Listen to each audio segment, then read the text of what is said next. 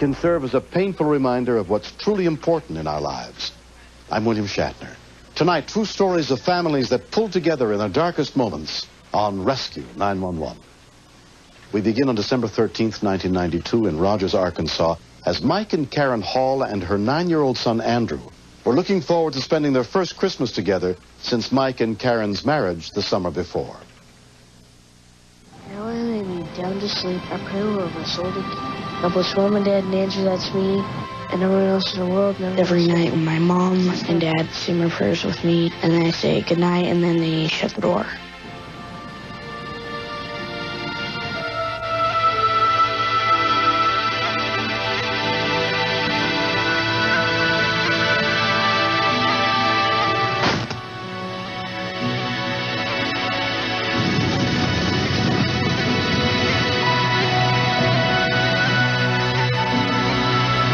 I was really thirsty. I just figured that I'd get a drink. There was a lot of smoke. The Cub Scouts taught me to get out of the house very quickly and call the fire department. Oh, yeah! I yelled for Mom and Dad so they would wake up. Mike, get out! The house is on fire!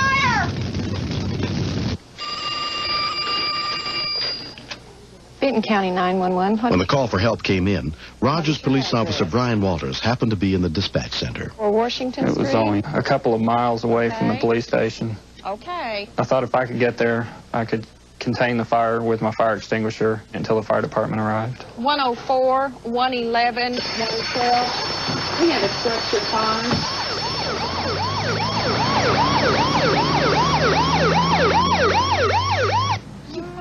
My aunt is a semi-invalid, and so I was making sure that she got out of. Then I realized that I didn't see my husband on the front of the house. Take that Indian over there! I was panicked. The fire had really become an inferno.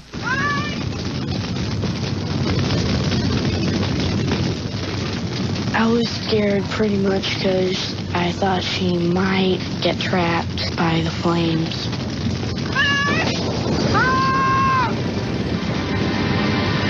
When we continue. I was under the assumption that it was a very small fire, and my first reaction was just, my God, this thing is huge.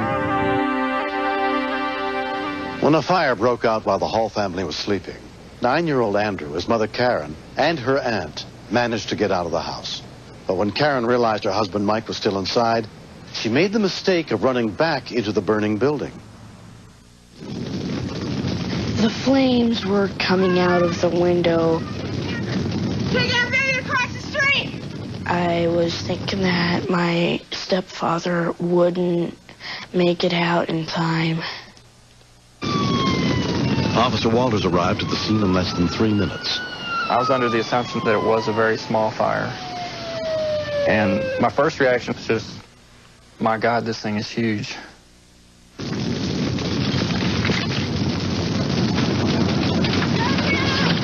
When the wife approached me, she was hysterical, screaming, he's in there, he's in there. But I couldn't imagine anyone living through something like that. Since I couldn't enter the front or the side of the structure, the back was the only alternative. It was very hot.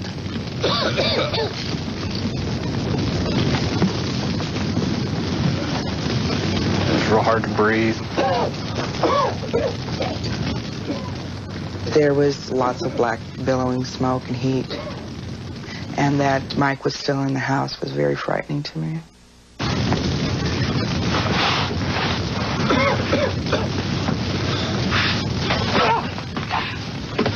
I can't get in there. I asked her which room he was in specifically. This one here. I told her to go around and wait for the fire department. Okay. Because I didn't want her to see her husband in the condition that he may be in. I could not see in the room at all. Please! I screamed several times, but there was no response. Within a few minutes, units with the Rogers Fire Department arrived. The living room area was fully involved. was getting ready to go into the roof area.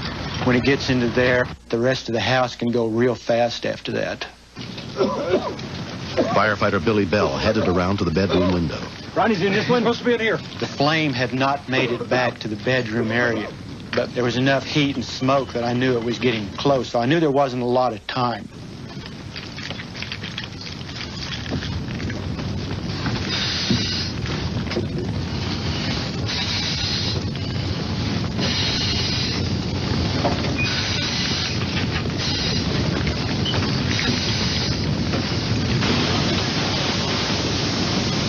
It was hot, well over 1,000 degrees at the ceiling area.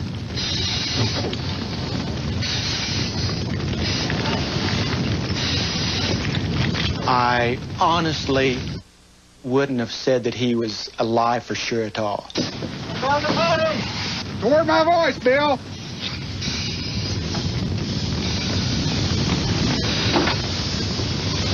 I drug him to the window. From there, it was just kind of a horse and push until I could have some help from the outside. When I heard that they had found Mike, I asked if I could go back and see him. They told me that I couldn't. I was put into one of their vehicles, which had a radio, and did hear that Mike was in respiratory arrest, which frightened me. Wesley Lewis was the first paramedic to reach the victim. With that intense heat and that much smoke, I was not expecting to find a survivor. I figured it'd be more of a coroner call. He had actually quit breathing, but he did have a pulse. And we opened his airway, and he took 2 gasping breaths. I was very surprised, didn't see him making an effort to breathe, and I hoped that he did have a chance, at least.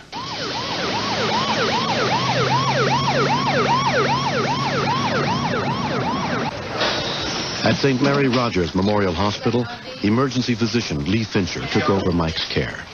The patient was deeply unconscious. He was unresponsive. He was in critical condition at that time. Ready? Go. Good suction, ready. The major thing we're concerned about is the damage done to the lungs and to the brain from lack of oxygen. It was a possibility that he would not make it out of the emergency room. It was also a possibility that he would make it out of the emergency room as a breathing body with a heartbeat, but no brain functions left. It was hard to see him laying there, having his life sustained by machines. And told him how much I loved him. Told him that he was going to make it. You know, that he was a strong man and would fight. By the 3rd day after the fire, Mike was much improved, but he was still unable to speak. He wrote a note that said, "Who saved my life?" and my mom wrote, "Andrew did." Mike wrote, "Thank you for saving my life" to Andrew. Tears were in Mike's eyes, and Andrew started tearing up also, but he was trying to be so brave that he turned towards the window, so his dad couldn't see him cry. Didn't you guys just hear that rifle? 1 year later, Mike Hall and his family have a lot to be thankful for. The best thing that came out of this for me was the way it brought Andrew and I closer together, more like a father and son. He has the qualities to be a very good father, and another good quality that he has is to go fishing very well.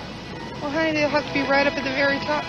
When you go through something as devastating as this, you realize how inconsequential material things are. Make the time for your family, make the time for your friends, because that's what's going to be there when everything else is gone. And I sure know that from experience. An investigation of the fire subsequently determined that it was caused by a spark from an extension cord. If you have a smoke detector, make sure they work properly. If you don't have smoke detectors, get one. It feels wonderful to have my little boy help save our family, save my life. I'm very proud of Andrew. If Andrew hadn't known what to do, we all would have died. Makes me want to give him a hug every time. I love him so much.